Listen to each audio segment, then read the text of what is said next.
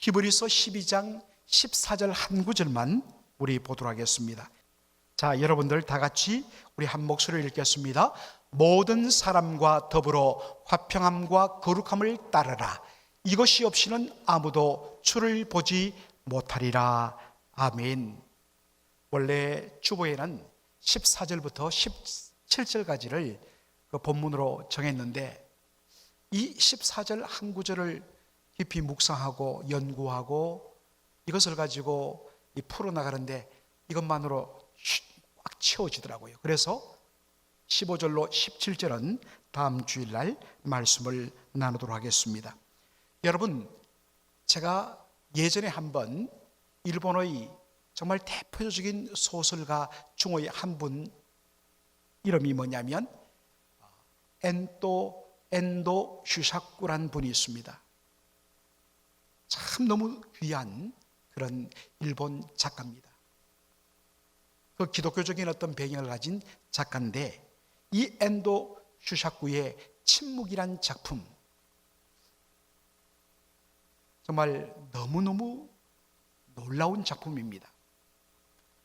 이 엔도 슈사쿠의 침묵은 에도 막부 시절, 그러니까 막 이 임진왜란이 끝나고서 일본의 그 토요토미 히데요시가 죽고 그 자리를 바로 도쿠가와 이에야스가 차지하면서 덕청가강이라고 그러죠. 그분에 의해서 일본의 에도 막부 시대가 엽니다. 천황이 있지만 천황은 허수아비고 실질적인 모든 권력은 쇼군, 바로 그 막부의 장군이 나라를 이끌어가는 그러한 체제, 에도 막부라고 그러죠. 이 에도 막부 시절에 기리스탄에 대한 박해를 배경으로 하고 있습니다. 여러분, 기리스탄 이게 뭐냐면 바로 크리스찬이라는 말을 일본 사람들이 제대로 발음을 못해갖고 그것을 기리스탄이라고 이야기합니다. 여러분, 일본 분들 그 영어 발음 안 내는 거 아시죠? 마그도도 날도 뭐 이렇게 하지 않습니까? 그러니까 크리스찬이란 발음이 안 되니까 기리스탄 이렇게 하는데 그것을 한자로 바로 특이자에 감독할 독자를 써서 발음은 기리스탄으로 한 겁니다. 바로 여기서 우리가 기독교라는 표현이 나왔습니다. 근데 사실은 정확한 표현은 그리스도교가 맞습니다. 사실 기독이란 말 이게 그리스도하고 아무 관련 없거든요. 일본 사람들은 한자를 이렇게 쓰고 발음은 기리스탄, 바로 그리스도 그렇게 발음을 한 것입니다. 자, 그런데 이 사람들이 대대적으로 물론 이때 이 크리스찬들은 바로 로마 가톨릭 신자들이었습니다. 아직 개신교 복음이 일본에 전해지지 않고 포르투갈 선교사를 통하여서 복음이 들어갔기 때문에 바로 가톨릭 신자를 말하죠.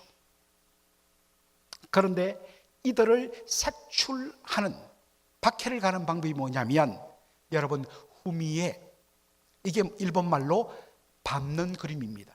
자, 바로 지금도 그런 유물들이 발굴되는데 이런 목판이나 동판에 예수님의 십자가 혹은 성모 마리아 상 그런 것들을 새긴 그 동판이나 목판을 땅에 놓고 사람들을 쭉 동네 사람들을 줄 세운 후에 이 위를 지나가라 라고 이야기합니다.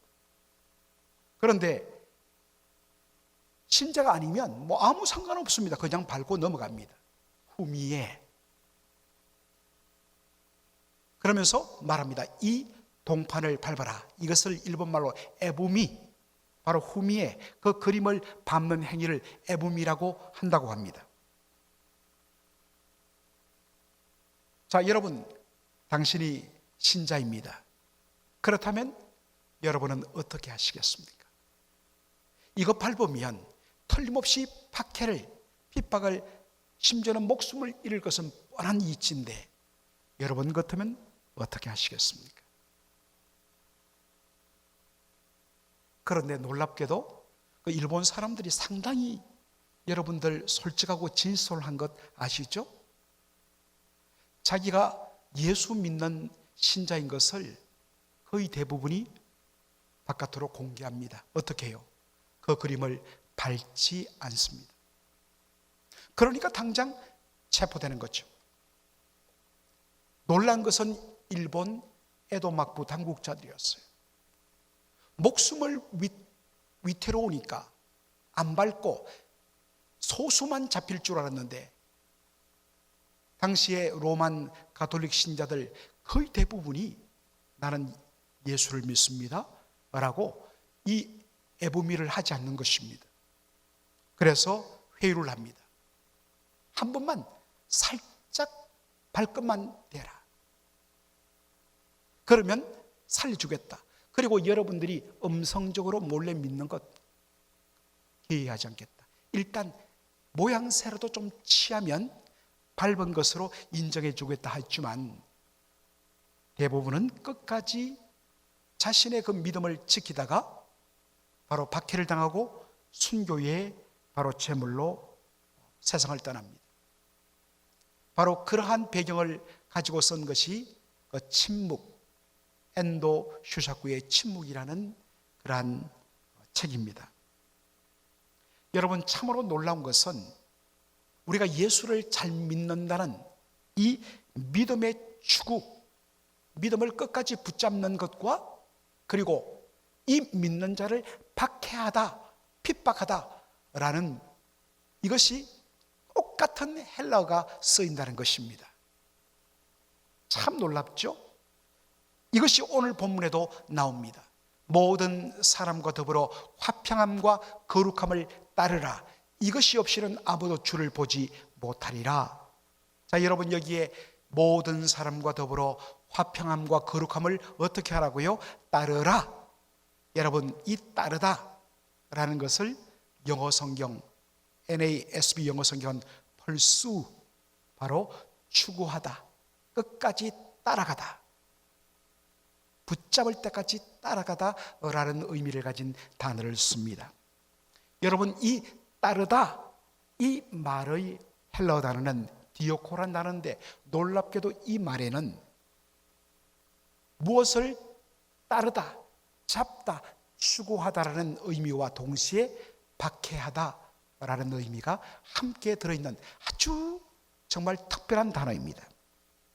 여러분, 제대로 예수를 믿고 믿음을 따르다 보면 어떤 의미에서 이 불의한 세상에서 손해를 보고 어려움을 당하는 것은 자연스러운 이치다라는 말입니다.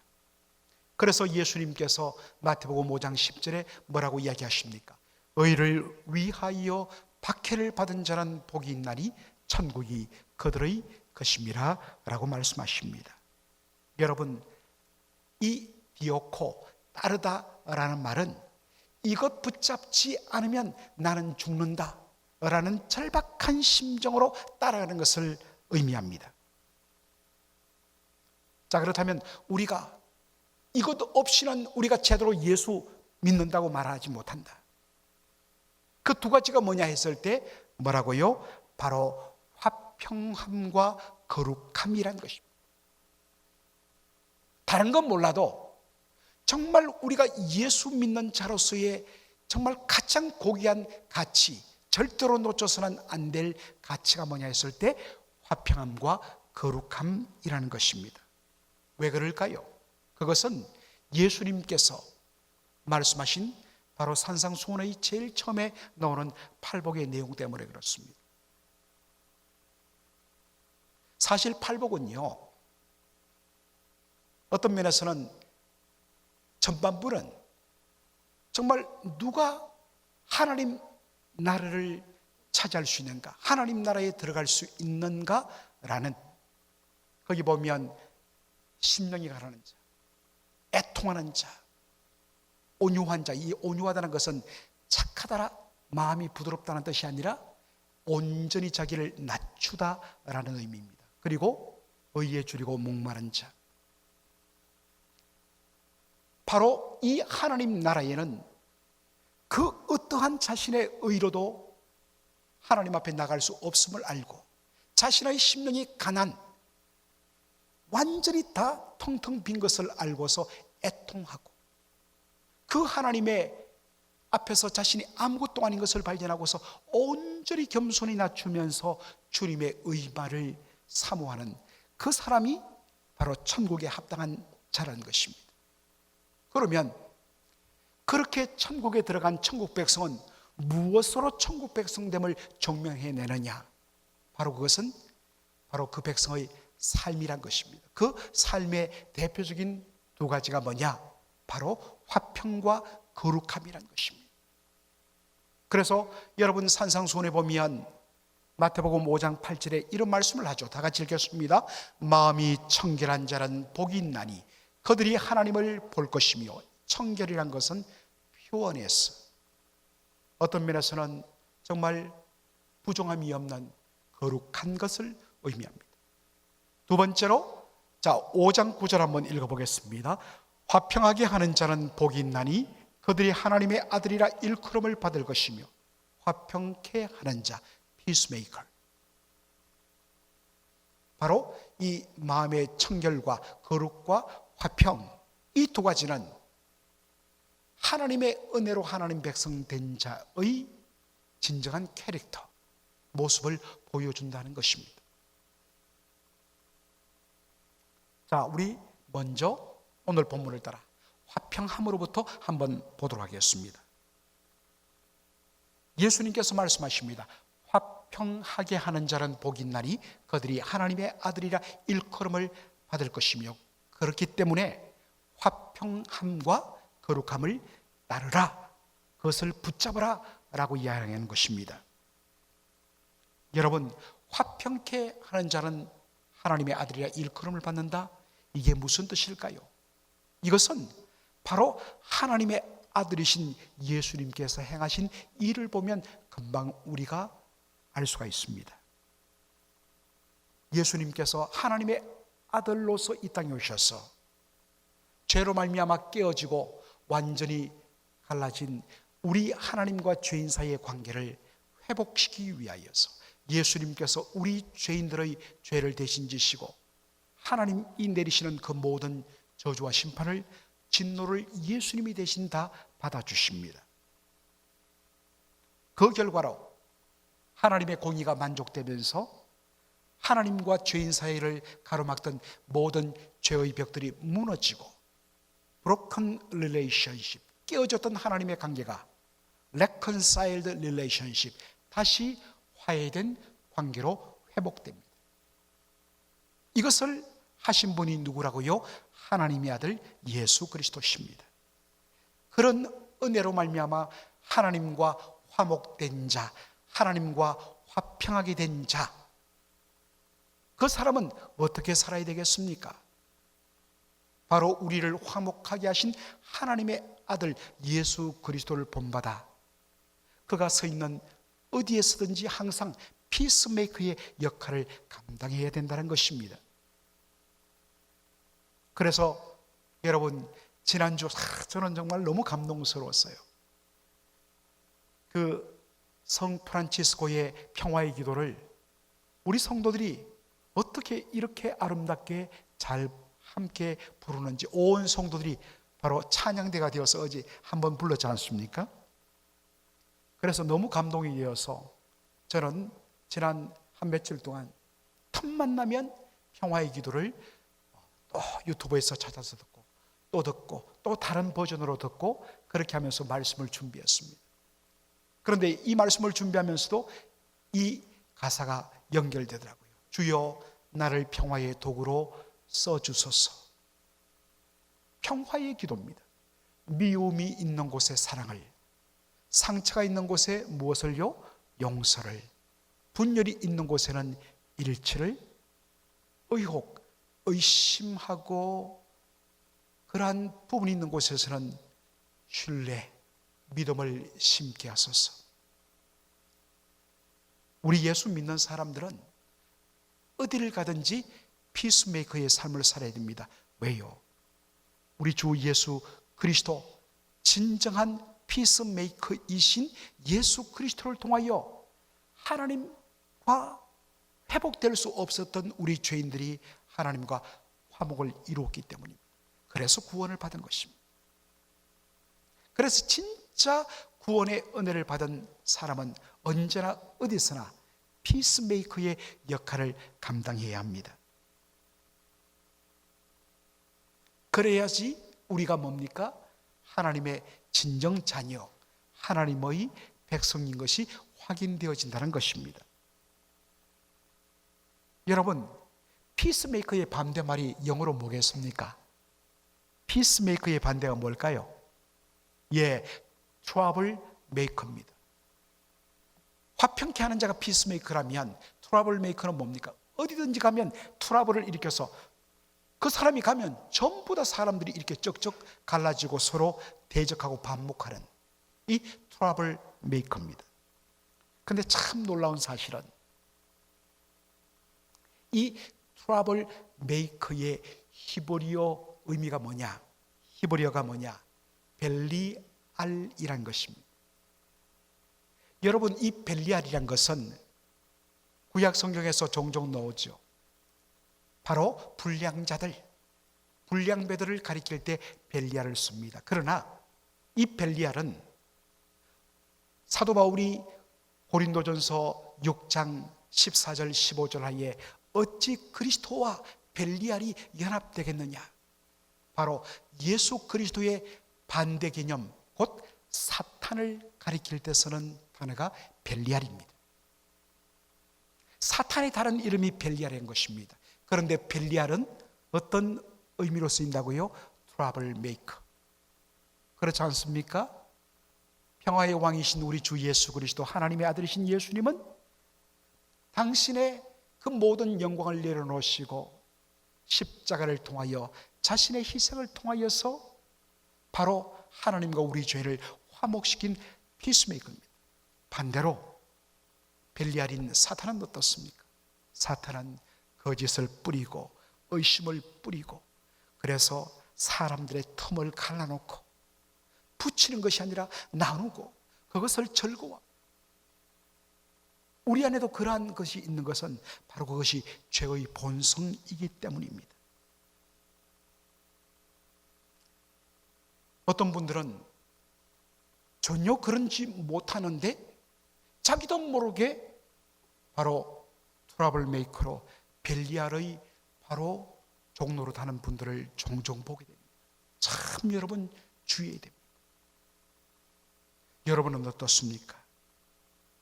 피스메이커입니까? 아니면 트러블 메이커입니까? 여러분들 하나님 앞에 기도하셔야 됩니다.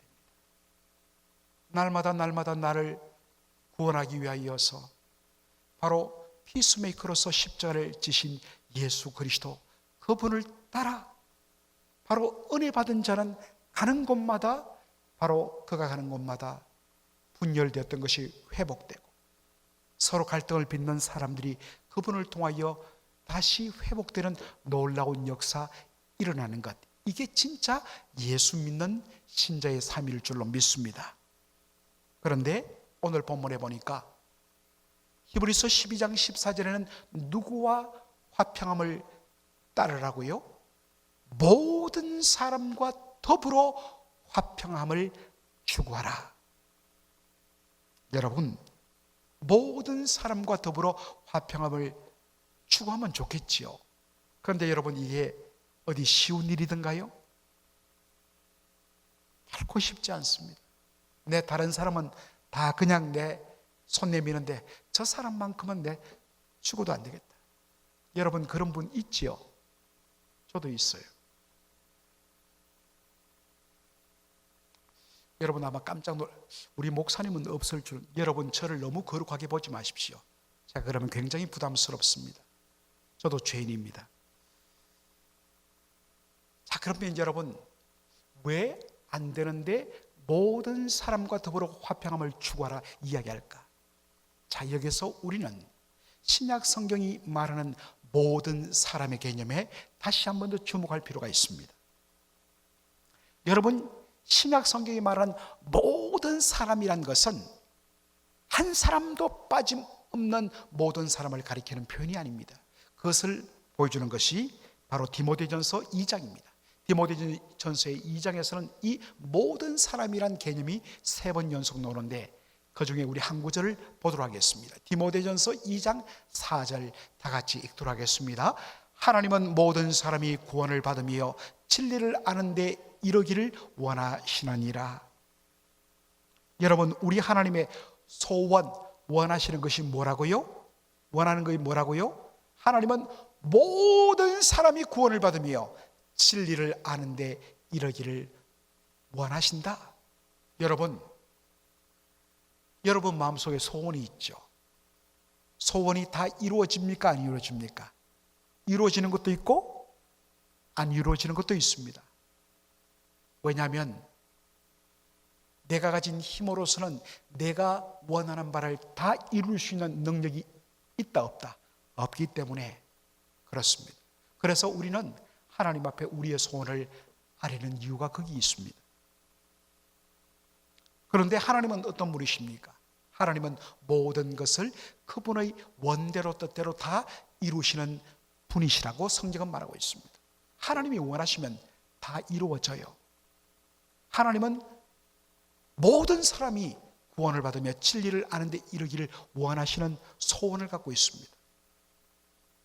그런데 어떻습니까? 모든 사람이 다 구원을 받던가요? 모든 사람이 다 진리를 아는 데 이르던가요? 그렇지 않습니다. 여전히 많은 사람들은 바로 구원으로부터 멀리 벗어나고 진리를 거부하고 살다가 바로 심판 가운데 안타깝게도 이 세상을 떠나는 분들 너무나 많습니다. 그러면 여러분, 이 말씀을 우리가 어떻게 이해할까요? 바로 디모데전서 2장에서 말하는 모든 사람이란 것은 한 사람도 빠짐없는 모든 사람을 가리키는 것이 아니라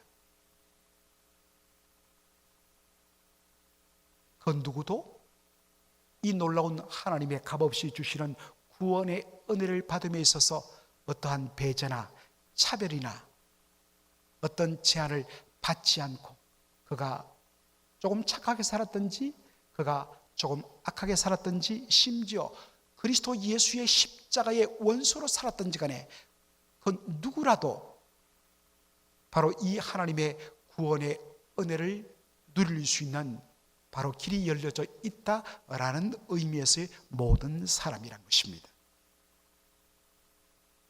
그가 과거에 누구였든지 그가 어떠한 삶을 살았든지 간에 하나님 앞에 겸손히 엎드리고 긍휼과 자비와 용서를 구하면 하나님 용서해 주시고 구원의 은혜를 베푼다는 사실에서 모든 사람이 구원받는다는 것입니다. 믿으시면 아멘 하시기 바랍니다. 그런 의미에서 모든 사람과 화평함을 추구하라는 말은 여러분, 내가 좋아하는 사람과만 화평하게 지내지 말라는 말입니다. 심지어 저 사람은 도저히 안 되겠어 라고 생각했던 사람에게도 마음을 열라는 의미입니다. 바로 이러한 것을 지지해주는 말씀이 로마서 12장 18절에 나옵니다. 다 같이 한번 읽어보겠습니다. 할 수 있거든 너희로서는 모든 사람과 더불어 화목하라. 여러분, 모든 사람과 더불어 화목하라 라는 말 앞에 무슨 단서가 붙어 있습니까? 할 수 있거든, if it is possible. 정말 그것이 가능하다면 모든 사람과 더불어 화목하라. 물론 모든 사람과 다 화목하는 것은 불가능합니다. 그러나 정말로 할 수 있는 한 온 힘을 다하여서 우리의 마음을 열고 정말로 차별 없이 손을 내미는 그런 몸부림을 해야 된다는 것입니다. 이게 예수 믿는 사람들의 모습입니다. 천국 백성이 추구해야 할 또 하나의 바로 몸부림치며 붙들어야 될 것이 뭐냐? 거룩함입니다. 여러분, 왜 우리가 여기에 모든 것을 걸고 거룩함을 추구해야 되는가? 그에 대한 답이 히브리서 12장 14절 마지막에 나옵니다. 다 같이 우리 한번 다시 읽겠습니다. 모든 사람과 더불어 화평함과 거룩함을 따르라. 이것이 없이는 아무도 주를 보지 못하리라. 그래서 어떤 영어성에 보면 이것이 없이는 했을 때 헷갈리지 않도록, 아니 아예 우리가 빠져나갈 구멍이 없도록 아예 번역을 이렇게 합니다. Without 뭐라고요? Holiness, 거룩 없이는, 거룩함 없이는 No one will see the Lord. 그건 누구도 주를 보지 못한다는 것입니다. 여러분, 하나님을 보지 못한다는 것은 무슨 뜻일까요? 여러분, 하나님은 영이십니다. 우리의 육안으로서는 하나님을 볼 수가 없어요. 하나님을 만질 수 없어요. 그렇다면 하나님을 본다는 것은 뭘 뜻할까요? 여러분, 그냥 제가 우리 사이에 쉽게 이렇게 한번 표현을 해보죠. 여러분, 종종 우리 이런 표현 쓰죠. 이 일 하기 전에는 내 얼굴 볼 생각하지 마라. 내 얼굴 볼 생각하지 말라. 그것은 뭐겠습니까? 관계의 단절을 말해요. 그러므로 얼굴을 대한다는 것, 얼굴을 본다는 것, 이것은 바로 관계와 교제와 사귐을 의미하는 것입니다. 여러분, 우리가 하나님과의 그 풍성한 그 사귐 속에, 깊은 교제 속에, 그 하나님의 친밀함 속에 우리가 들어가지 못하는 이유가 어디 있을까요? 그것은 우리가 온 힘을 다하여 내가 거룩하니 너희도 거룩하라는 이 말씀에 순종하지 못하기 때문입니다. 주님을 닮아 주의 거룩하심을 사모하며 사명 나가면 나갈수록 우리는 그분의 그 놀랍고 풍성한 그 은혜의 교제 속으로 들어가 하나님을 만나는, 하나님과 함께하는, 하나님과의 풍성한 동행의 은혜를 맛보게 된다는 것입니다. 사랑하는 성도 여러분, 혹시 요즘 여러분들 하나님과의 그 풍성한 영적인 관계가, 그 친밀함이 요즘 좀 서먹서먹하지 않습니까? 그 옛날에는 주님 이름만 불러도 가슴이 벅차오르고 그렇게 뜨겁고 주님이 나와 동행하시는 것 같은 것들을 늘 느끼면서 하루 종일 나 혼자가 아니다, 내 안에 주님이 계신다, 주님이 나를 붙들고 계신다, 정말 하나님의 임재를 뭐라고 사람들이 보여주지는 못하지만 벌써 내 얼굴과 나의 그러한 마음의 기쁨을 통하여서 하나님께서 나와 함께 하시며 하나님의 임재, 이 하나님의 얼굴봄을 바로 내가 맛봤는데 요즘에는 그러한 설렘도 없고 왠지 벽들이 느껴진다면 여러분, 혹 거룩하신 하나님 보시기에 내 안에 어떠한 그러한 하나님이 기뻐하지 않은 모습들은 없는지 여러분 그것을 찾아내고 그것을 주님 앞에 온전히 내어놓고 하나님, 이것이 걸림돌이었습니다.